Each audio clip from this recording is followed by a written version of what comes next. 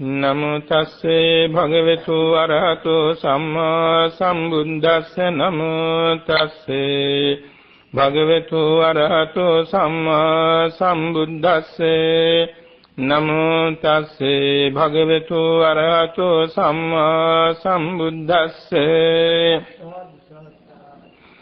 අඤ්ඤාහි ලාභෝපනිසං අඤ්ඤා නිබ්බාන ගාමිනී ඒවමේතං අභිඤ්ඤාය භික්ඛු බුද්දස්ස ශාවකෝ සක්කාරං නාබිනන්දේය විවේක මනුබ්‍රෝහයේති.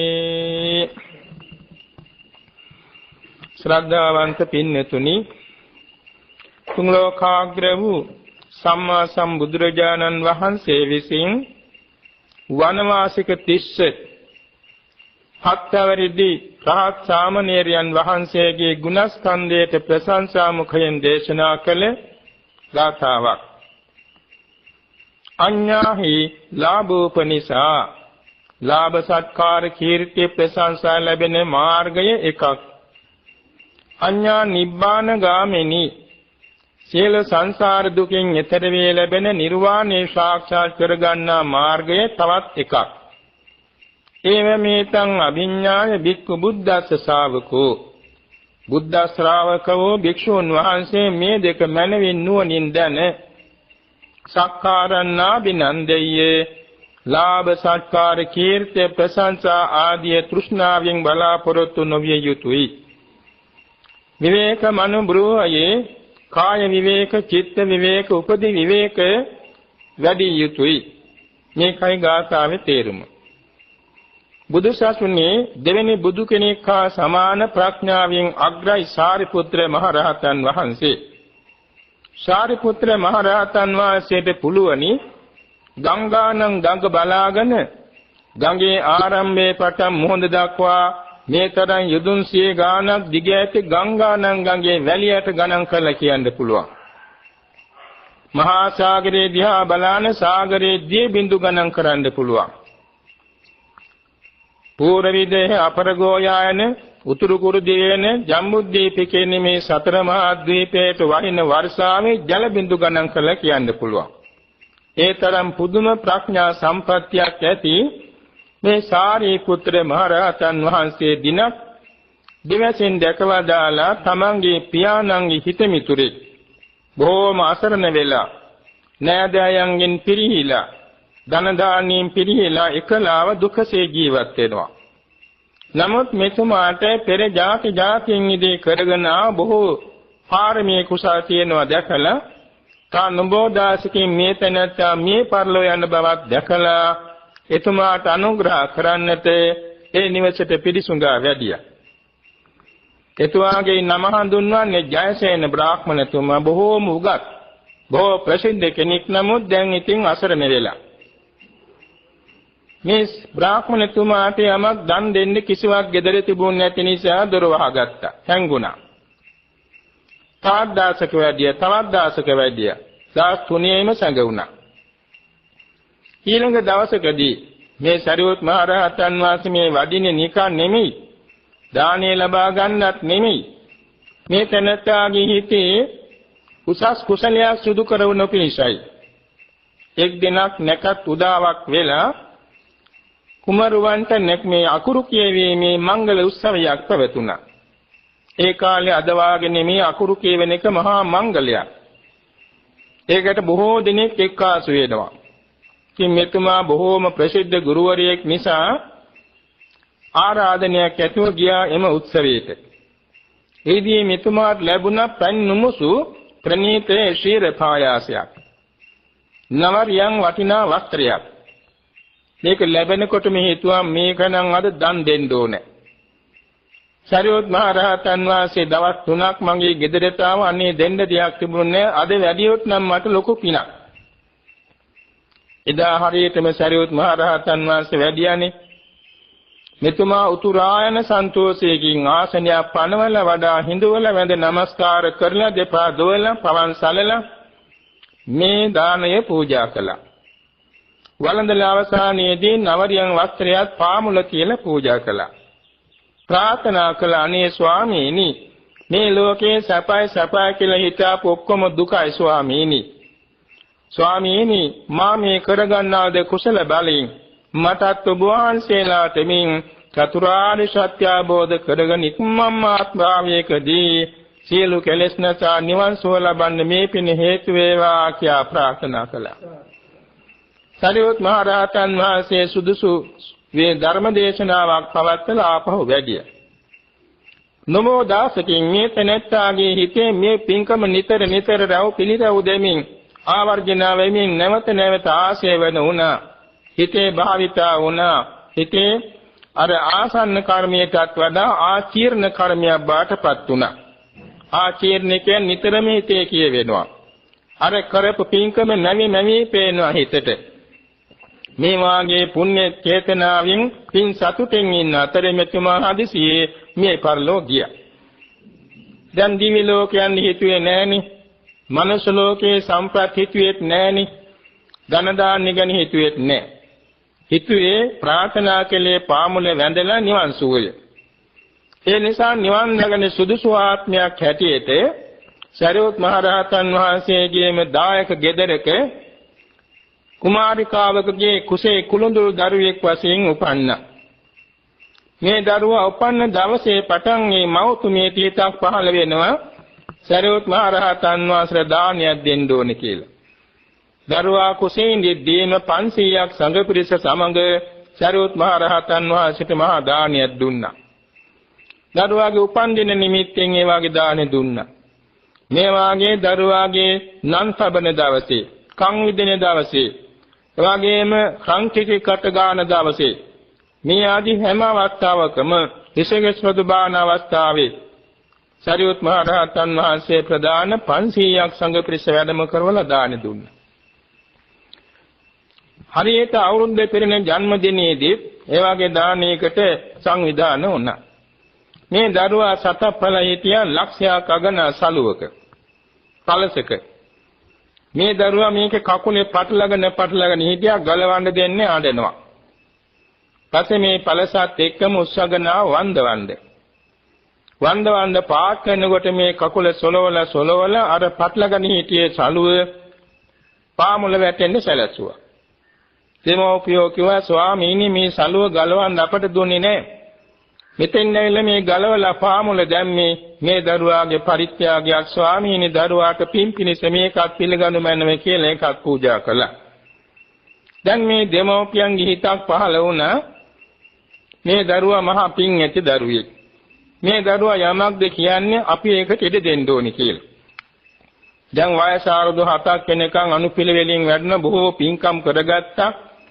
වයස 7ේදී මව්පියන් වැඳලා මේ දරුවා කිව්වා මම මහාන වෙන්න ඕනේ සරියුත් මහ රහතන් වහන්සේ ළඟ කියලා. ඉතින් දෙමව්පියෝ දෙන්න බාර දුන්න මහාන වෙන්න. මේ දරුවාගේ කලින් නම ගිහි නම තිස්ස. මොකද මේ සරියුත් මහ රහතන් වහන්සේගේ ගිහි නම තිස්සනේ උපතිස්සනේ. එයින් එක කොටසක් තමයි තිස්ස. මේ තිස්ස දරුවා බුදු සසුනට පූජා කළා. 7000ක් මුළුල්ලේ දෙමව්පියම බුදුපාමොක් සංගරුවනට ජේතවනාරාමෙන් පිට වඩින නොදී දාන දුන්නා. සිව්පස්ස පූජා කළා. ඔය අතරතේ මේ කුඩා ස්වාමීන් වහන්සේ එක දවසක් දැක්කා සමහර ස්වාමීන් වහන්සේලා සීතලේ වෙවුලනවා. දඹදිවුතලේ සීතල කාලේ අධික සීතලයි. ඊන් ආලා තියෙන අනේ ස්වාමීන් වහන්සේලාට මේ සීතලට පොරවන්න දේවල් නැද්ද? අනේ නෑ සාමණේර නම අපට ඉතින් මේ සිවුර විතරයි සිවුර මදි අපට සීතල රොට්ටු දෙන්නේ නැහැ. හොඳයි මම සිවුර මේ පොරෝනා හොයාගෙන එන්නම් කියලා තා කීපනමක් අඬගාගෙන පින්දපාතේ වැඩියා. මේ හන්දාවක වැඩියේ කැදි වෙලඳ වීතියේ. මේ දරුවා මේ කුඩා සාමණේරයන් වහන්සේ වඩිනවා දැකලා එක්තරා වෙලෙන්දෙක් බොහොම ධනවත් වෙලෙන්දෙක් ඉස්සරහට වෙලා වැඳලා ස්වාමීනි මේ අවේලා මොනවද පින්දපාතේ ලබන්න කැමති? කියා හිටියා පින්වතාපේ සේනාසනයේ බොහෝ භික්ෂුන් වහන්සේලා සීතලෙන් වෙවුලනවා. මම මේ සීතලට පොරෝනා ටිකක් පින්දපාතේ ආවා. සාදු ස්වාමීනි කොහෙවත් යන්න එපා මම දෙනවා 1000ක් කියලා පොරෝනා 1000ක් පූජා කළා කම්බිලි. ඒ වගේ අර ස්වාමීන් වහන්සේලාට බෙදා දුන්නා. එදා පටන් උන්වහන්සේගේ නමක්ද කියවනා මේ කම්බිලි දාන තිස්ස කියලා. ඒ මන්දිවට මුලින්ම පින්දපාතගේ දවසේදී දාන වාඩ 1000ක් උන්වහන්සේට පිරිනැමුණා. ඔක්කොම සංඝයාට බාර දුන්නා. එදා පින්දපාතික තිස්ස කියලා කවුරුත් කියනවා. මේම දිනපතාම ලාභ සත්කාර ගලාන එනවා. ඔය අතරේ මේ කුඩා ස්වාමීන් වහන්සේ පූර්ව ජාතියේ බොහෝම උගත් බහුශ්‍රත නැනවත් කෙනෙක් නිසා ඉක්මනින්ම භාවනා කමඨං ඉගෙන ගත්තා. භාවනා කමඨං සියල්ල මුල සිට අග දක්වාම ඉගෙනගෙන සරියුත් මහ රහතන් වහන්සේට කියා හිටියා ස්වාමීනි මගේ ගම මේ සමීපයි. සවැත් නුවර කියන්නේ 60ක් මත්තරන් එහා මෙහා. ඒ නිසා මගේ නෑදෑයෝ හිතවන්තෝ නිතර මම බලන් දෙනවා. මගේ සමාධියට ඒක බාධාවක්. ස්වාමීන් වහන්සේ අවසර දෙනවා නම් මම මේ ඈත පළාතක වනාන්තරයකට ගිහිල්ලා භාවනා කරන්න. මට අවසර ලැබේවා කියලා අවසර ඉල්ලගත්තා. ඒ කාලේ විනය නීති පනවන්න ඉස්සර කාලේ වෙන්නට ඕනේ. තුනාසේ පාගමනින් වඩිනවා මේ කුඩා ස්වාමීන් වහන්සේ දුටුවන්ට පුදුම අනුකම්පාවක් ඇති වෙනවා. ගමින් ගම පිරිසුඟා වළඳමින් ඔය කොතන හරි විවේක ගනිමින් උන්වහන්සේ වැඩිය බොහෝම දුරස්ත පළාතක. ඒ කියන්නේ මුහුද පේන ගම්මානයක් ආසිත වැඩිය. ඒ ගම ආසිතව කඳු ඇටියක් තියෙනවා. මේ ගමේ වයෝවෘද්ධ උපාසක මහත්මිය දැකලා පුත්‍ර ස්නේහය ඇති වුණා. පස්සෙන් ඇවිල්ලා සීල විස්තර අහලා ස්වාමීන් වහන්සේ තනියෙන් එහා මෙහා යන්න දෙන්නේ නැතුව පින්දපාතෙන් ලබා දීලා මේ ස්වාමීන් වහන්සේට අවශ්‍ය තැන පෙන්වන්න එක්කගෙන ගියා මේ වනාන්තරයට. යාම කඳු මුඳුනේ තියෙන හොඳ ගල් එනා. මෙතුමා එතන පිහදාලා ස්වාමීනි මෙතන එනම් වැඩෙන්නේ අපේ වරින් වර විල සොයා බලන්න. නෑ මං ගන්නේ සොයා බලන්න එපා මං උදේ පින්දපාත එනවා කියලා උන්වහන්සේ එකලා මේ ගල්ලෙනේ හිටියානේ. ඉතින් මේ ගල්ලෙනේ තියෙන්නේ කැලෑවේ වන සත්තුත් ඉන්නවා, සිංහයොත් ඉන්නවා, ව්‍යාග්‍රයොත් ඉන්නවා, කොටියොත් ඉන්නවා, සිව්පාව ඉන්නවා අප්‍රමාණ. ඒ කිසි දෙයකින් උන්වහන්සේට බයක් නැහැ. අද කාලේ වාගේ විදුලි ආලෝක කොහෙන්ද? භූමි තෙල්ලාප කොහෙන්ද? ඉටිපන්දන් කොහෙන්ද? මොනවාක්වත් නැහැ. දර එකතු කරලා ගිනි මැලයක් ගහගෙන හිටියා. ඕක තමයි ආලෝකේ දාර හැදවල් දෙකේ. ඒ ගිනි මැලයක් ළඟ ඒ කුටි දොරටුවේ ගහගෙන ඉන්න නිසා මඳුරු එන්නේත් නැහැ, සඩකෝ එන්නේත් නැහැ, බොහොම විවේකයි. සීතල දැනෙන්නේත් නැහැ. දැන් උන්වහන්සේ දවල් රැ දෙකේම භාවනා කරනවා. උදේම පිළිසුඟා යනවා ගමන්ට පිළිසුඟා වළඳලා සුඛී හෝතු දුක්ඛාමුච්චතු කියලා බණපදයක් කියලා වඩිනවා. වෙන දිග බණ කියන්නේත් නැහැ. ඉතින් දුටු වංගීකේ පුදුම අනුකම්පාවක් ඇති වෙනවා.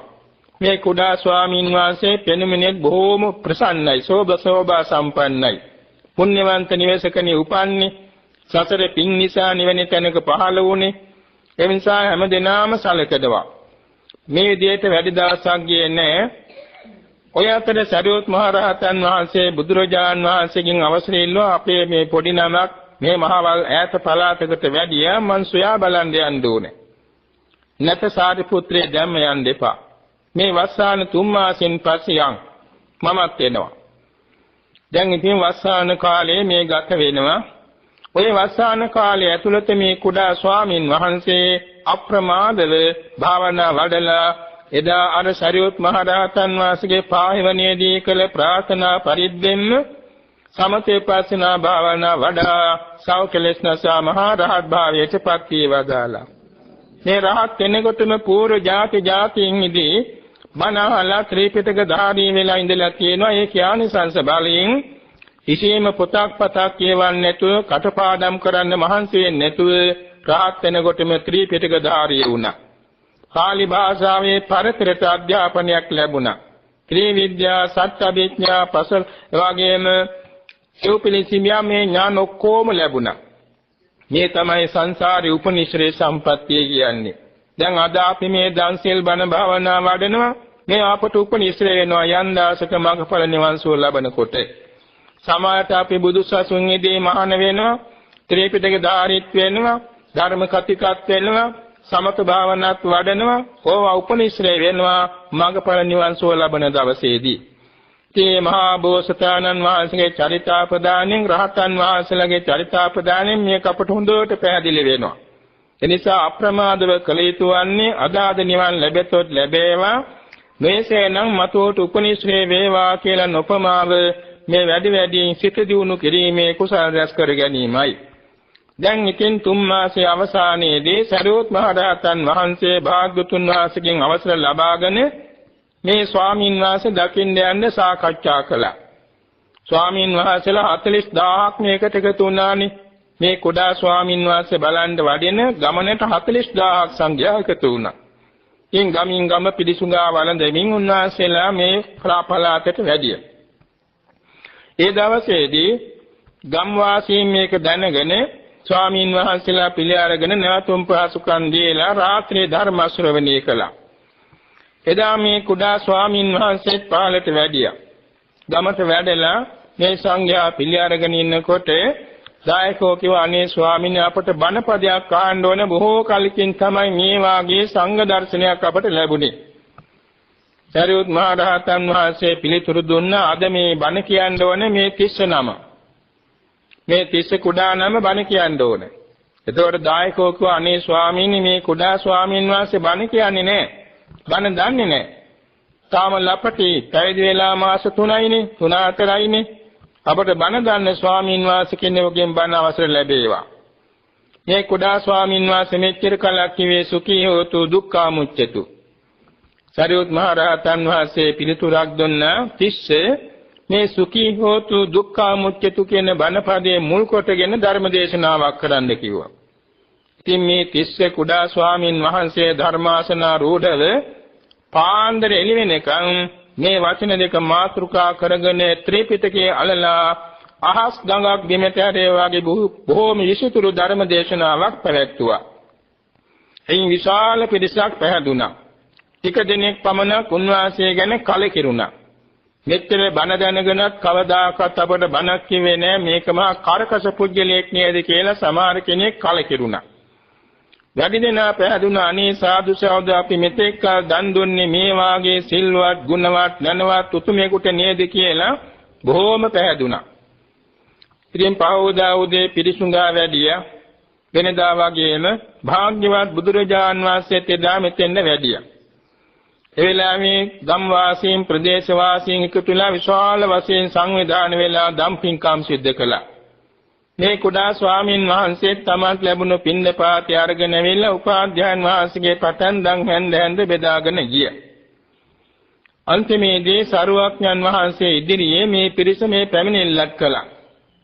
කොටසක් කිව්වා මේ කුඩා ස්වාමීන් වහන්සේ මෙච්චර කලක් අපට බණ කිව්වේ නෑ, මහා කරකස කෙනෙක් කියලා. තා කොටසක් කිව්වා මේ කුඩා ස්වාමීන් වහන්සේ ලැබීම අපට මහා භාග්‍යයක් කියලා. ඔය විදිහට දෙපාර්ශ්වයේම වචන අහගෙන සරුවක්ඥන් වහන්සේ සෑම දිනාගේ චිත්තසංතාන ප්‍රබෝධ කරමින් විසුතුරු ධර්ම දේශනාවක් පවත්වලා ඒ ප්‍රදේශයේ සැබෑ බෞද්ධ නගරයක්, බෞද්ධ රටක්, බෞද්ධ ගමක් බවට පැමිණෙව්වා. ඊළඟට මේ 30 කුඩා ස්වාමීන් වහන්සේ එක භාග්‍යතුන් වහන්සේ වැඩියා මේ කඳු මුදුනට. ගල්ලෙනට වැඩියා. වැඩලා සාකච්ඡා කළා 30 මේ ගල්ලෙන ඉන්නකොට මොනවද ඈත පේන්නේ? ස්වාමිනේ මහා මොහොඳ. ඒතකොට මොකද හිතෙන්නේ? අනේ ස්වාමිනේ මං හිතනවා මං සංසාරයේ දුකේදී ඇඬුව කඳුළු එකතු වුණා නම් මේ මහා සාගරයේ ජලයට වැඩි කියලා. සාදු සාදු 31 එහෙමමයි. 30 මේ ගල්ලෙන යට ඉන්නකොට මොනවද හිතෙන්නේ? ස්වාමිනේ මං හිතනවා මේ කල්පයේ තුලදීම මේ ගල්ලෙනේදීම මා මැරිලා මගේ ශරීර නික්ෂේප කරපු ආර අනන්තයි කියලා මං හිතනවා. සාදු සාදු 31 එහෙමමයි. 30 මේ වනාන්තරේ ඉන්නකොට මොන සතුන්ගේ ශබ්ද ඇහෙන්නේ. එහෙමයි ස්වාමීනි මේ වනාන්තරේ බොහෝම නපුරු සත්තුත් ඉන්නවා මට ඇහෙනවා. සිංහයෝ, ව්‍යාග්‍රයෝ, කොටි নানা ආකාර සතුන් ශබ්ද කරනවා මට ඇහෙනවා. ඒතකොට මොකද හිතෙන්නේ? ස්වාමීනි මං හිතනවා මම මේ වනාන්තරේක ඉන්නේ, මං කොයි වෙලාවකවත් පමා වෙන්න හොඳ නැහැ කියලා මං අප්‍රමාද හිත ඇති කර ගන්නවා. සාදු සාදු 30 බොහොම හොඳයි. 30 දැන් මම වඩිනවා සවැත් නුවරට ජේතවනාරාමයට. මේ නමක් වෙනවද? ස්වාමීනි භාග්‍යතුන් වහන්සේ මට මේ ස්ථානේ බොහොම විවේකයි. මගේ උපාධ්‍යයන් වහන්සේ විධාන කළොත් පමණක් මම එන්නම්. නැත්තම් මට අවශ්‍ය ලැබේවා මෙතන මට විවේකයි. සාදු සාදු කිසෙන් අපි වඩින්නම් කියලා අනුශාසනා කළ භාග්‍යවත් බුදුරජාන් වහන්සේ සංඝ පිරිස සමග ජේතවනාරාමයේ තාපහු වැඩියා. ජේතවනාරාමයේ ධම්සභා මණ්ඩපයේ සංඝ පිරිස අතර කතාවක් ඇති වුණා. මේ තිස්ස කුඩා ස්වාමින් වහන්සේ බොහෝම පින් ඇති කෙනෙක්. බොහෝම ඥාති පිරිසක් ඉන්නවා. බොහෝම ධනවත් නිවසක උපන්නේ. උන්වහන්සේට අසවාදී අඩුයි නෑ සෑම සම්පත්තියක් ලැබෙනවා. එහෙම තියෙද්දී මෙච්චර දුෂ්කර තැනක ඉන්නවා නේද අහෝ ආශ්චර්යයි කියලා හැමෝම ಗುಣ කතනේ කළා. එතෙන්ද සරුවක්යන් වහන්සේ වැඩම කළා තමයි මේ දේශනේ පැවැත්වුවේ. අඤ්ඤාහි ලාභෝපනිසා අඤ්ඤා නිබ්බාන ගාමිනී එවමෙතං අභිඤ්ඤාය භික්ඛු බුද්දස්ස ශාවකෝ සක්කාරං නාබිනන්දය විවේකමනුබ්‍රූහයේ. ලාභ සත්කාර කීර්ති ප්‍රශංසා වැඳුම් පිදුම් මේ ගරු සම්මාන මේවා ලැබෙන පිළිවෙත එකක් තියෙනවා. ඒකට ඇලෙන්න සුදුසු නැහැ. ඒ වගේම ඒවා ලැබෙනවා කියලා තණ්හා දිට්ඨි මාන ඇති නොකළ යුතුයි. ඒවා ලැබෙනකොට ඒවා ගැන තණ්හාව ඇති වෙන්න පුළුවන්. මට තමයි මේවා ලැබෙන්නේ අන්නයට ලැබෙන්නේ නැහැ කියලා හිතනකොට මාන්නය ඇති වෙන්න පුළුවන්. මම තමයි මේවායේ වාසනාවන්තයාගේ හිතනකොට දිට්ඨිය ඇති වෙන්න පුළුවන්. එනිසා ඒවා ගැන තණ්හා දිට්ඨි මාන ඇති නොකරගත යුතුයි. භික්ෂුන් වහන්සේ ගැන මනාව ආභෝධයෙන් කටයුතු කළ යුතුයි. අඤ්ඤා නිබ්බාන ගාමිනී නිවන ලැබෙන පිළිවෙත අනිකක්. එනිසා භික්ෂු භික්ෂුණී උපාසක උපාසිකා සෑම දෙනාම අප්‍රමාදව කළ යුතු වන්නේ නිවන් සුව සාක්ෂාත් කරගන්න හේතු වෙන ආර්ය අෂ්ටාංග මාර්ගයේ වැඩෙනසේ බෝධිපාක්ෂික ධර්මයන් වැඩෙනසේ පාරමී ධර්මයන් වැඩෙනසේ කුසල ධර්මයන් අප්‍රමාද වීමයි. ඒතන් දේදාපතඤ්ඤත් ඉතින් මේ කාරණා දෙක මනමින් දැනගන්නට ඕනේ. ඒවෙ මේකං අභිඥාය මේවා අභිඥාය කියන්නේ විශිෂ්ට ඥානයෙන් දැනගන්න ඕනේ. ඊටා පිරිසුදුව දැනගන්නට ඕනේ.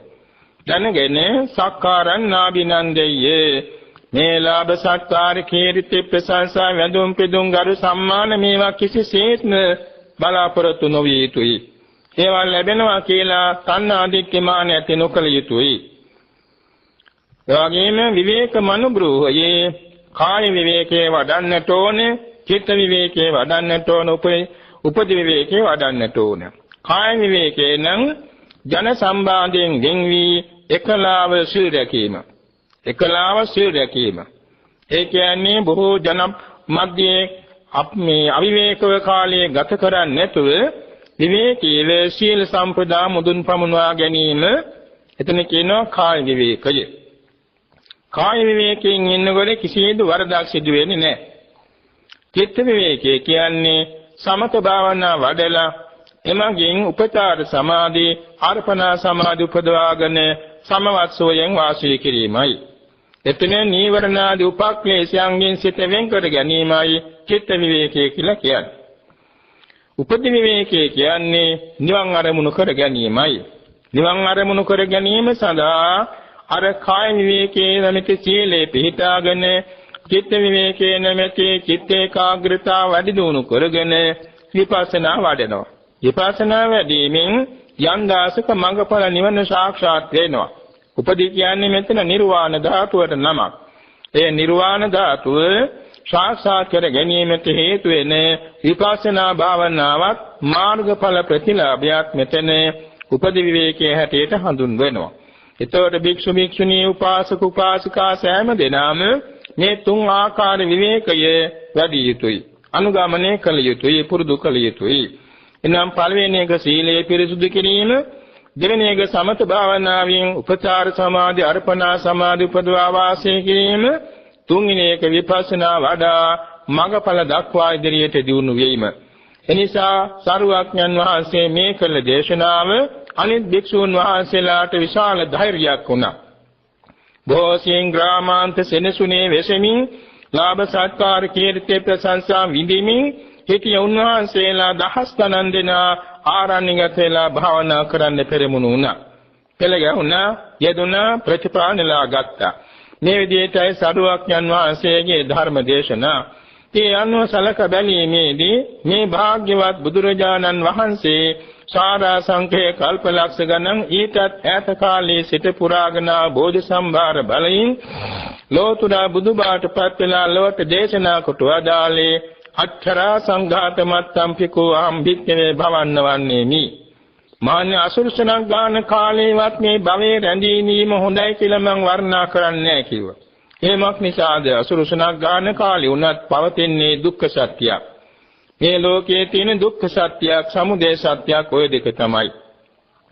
එනිසා මේ ලෝකයෙන් ඈතර වීම සඳහා තමයි සරුවක්ඥන් වහන්සේ නිරතුරුව උපදෙස් දෙන්නේ, අනුශාසනා කරන්නේ. මේ උපදේශය අනුව තමයි බෞද්ධයන් වශයෙන් අපි මේ දාන ශීල භාවනා කුසල රැස් කර ගනිමින් ප්‍රාර්ථනා පිටුවාගෙන පියනගන්නේ.